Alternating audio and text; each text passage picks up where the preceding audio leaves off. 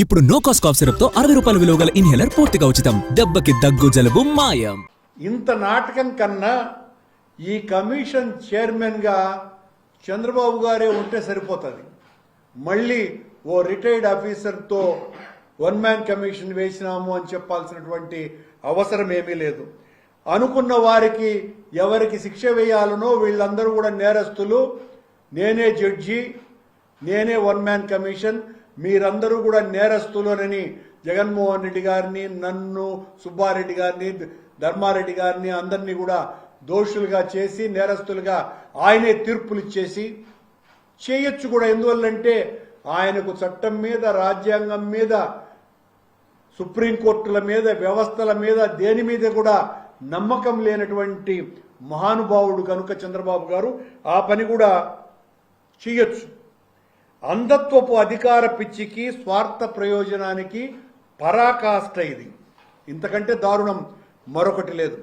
ప్రసాదం విషయం తనకే తగిలింది, ఇక స్వామిని నిందిద్దాము అని అనుకొని అమ్మవారిని కూడా మీద కూడా ఆగ్రహించడానికి కుట్ర పన్నేటువంటి కార్యక్రమం తప్ప మరొకటి కాదు. కల్తీ నెయ్యి ఆయన బుర్రలోనే కాదు, హెరిటేజ్ లో ప్రారంభమయ్యింది అన్న రహస్యం స్వామి బట్టబయలు చేసినాడు గనుక పూనకాలు వస్తున్నాయి ఆయనకు. కుటిల రాజకీయ కుయుక్తులకు శ్రీవారి ప్రసాదాన్ని కల్తీ ఎంగిలి చేసినటువంటి వ్యక్తి చంద్రబాబు గారు. ఇప్పుడు కొందరిని, అంటే మమ్మల్ని టార్గెట్ చేయడానికి ఈ కమిషన్ వేసినారు అని ఆయన అనుకోవటంలో ఏమాత్రం కూడా అతిశయోక్తి లేదు. ప్రసాదంలో నిజంగా కల్తీ జరిగే ఉంటే అందుకు మొదటి బాధ్యుడు చంద్రబాబు నాయుడు గారే.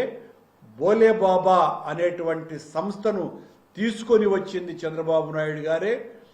ఈ సిట్ నిర్ధారించినటువంటి రెండవ నిందితుడిగా పేర్కొన్న ఎవరైతే ప్రీమియర్ డైరీ ఉన్నదో ఆ ప్రీమియర్ డైరీ 2013 నుంచి 2019 వరకు దాదాపు 80% పైగా నెయ్యిని సరఫరా చేసింది చంద్రబాబు గారి టైంలో. వాళ్లే అది కూడా అతి తక్కువ ధరకే సరఫరా చేసినారు. దాని మీద విచారణ జరిపిస్తే అన్ని విషయాలు బహిర్గతమవుతాయి అనే విషయం మేము చాలా స్పష్టంగా చెప్పినాం. కంపు ఆయన కాలి కింద పెట్టుకొని ఊరిని తిడితే ఎట్లా ఉంటుందో చంద్రబాబు గారు అలా చేస్తున్నారు. ఈ రోజున చంద్రబాబు గారు హెరిటేజీ మాకు నోటీసులు ఇవ్వటం కాదు. నిన్న మా నాయకుడు జగన్మోహన్ రెడ్డి గారు చాలా సుస్పష్టంగా హెరిటేజ్కు, ఇందాపూర్కు, బోలే బాబాకు ఉన్నటువంటి సంబంధాన్ని విధంగా ప్రకటించటం జరిగింది. మీకు ఆశ్చర్యకరమైన విషయం, చంద్రబాబు గారు మొన్న పాలక మండలి చైర్మన్ ఏమన్నారు, టీటీడీ ఒక ప్రకటన ఇచ్చి 20 లక్షల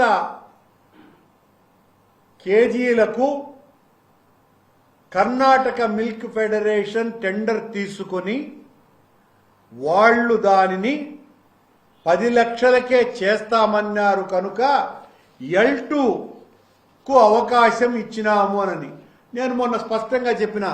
ఆ టెండర్లో L2 అన్నదే లేదు, అది సింగిల్ టెండర్. సింగిల్ టెండర్లో ఆ తరువాత మళ్ళీ టెండర్లకు 1 నెలకే రిలీజ్ చేసినారు. ఆశ్చర్యంగా ఆ టెండర్ జరిగింది 20 లక్షల కేజీలకు సంబంధించి 28/9/2025 జరిగింది. 20 లక్షల కేజీలకు సంబంధించిన టెండర్. ఇంతకంటే ఆశ్చర్యకరమైనటువంటి విషయం ఒకటి ఈ రోజున, ఆ రోజు